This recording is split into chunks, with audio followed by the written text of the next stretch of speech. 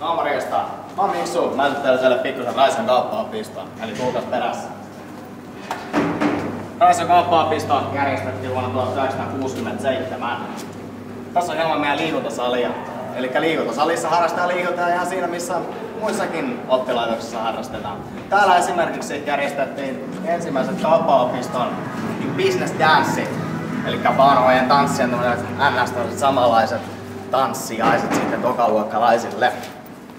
Eli tässä otetaan hieman meidän aulaa. Tuolla noin käytävän perässä on somistomme, eli markkinoinnin viestinnän 1 vuoden koulutus onnistuu myös täällä näin.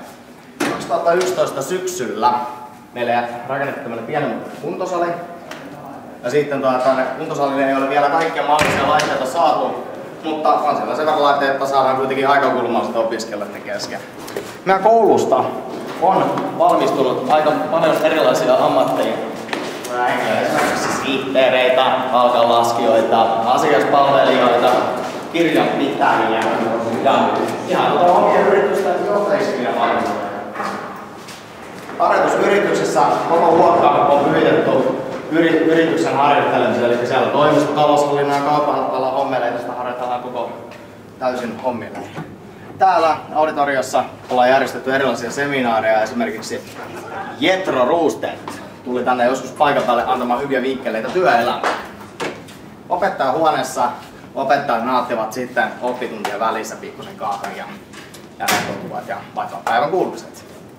Tämä puoli, tästä näin tämä kun tullaan portaista sisään, niin A-puoli on melkein pelkästään tietokoneluokkia. Tietokoneluokissa harjoitellaan muun muassa palkanlaskentaa, oppisohjelmia ja kirjanpitoja ja kaikkea muuta. Jees. Sitten taukotila, missä on myös kioski. Tänne pääsee myös vähän harjoittamaan tätä löysäilyä vähän paremmin. Elikkä silloin kun oppitunti on kesken, niin meillä on siellä pieni kioski, mistä myös voi ostaa sitten vaikka kupillisen kahvia. Sitten saavutaan tähän meidän toiselle puolelle. Eli käytännössä koko tämä puoli tästä meidän koulusta, tämä B-puoli, on melkein teorialuokkia. Mutta nyt nämä alkavat yleistyä ne tietokoneet sen verran, että melkein kaikki teorialuokatkin ovat täynnä tietokoneita. Että en tiedä miten pari vuodessa mahtaa tapahtua. Meidän opinnot kestänyt täällä koulussa normaalisti 3 vuotta, eli 120 opintoviikkoa. Siinä 120 opintoviikon aikana sä pystyt ihan itse päättämään, laitko sä asiakaspalvelu, toimistopalvelu vai kirjanpitoasioita sitten opiskelemaan.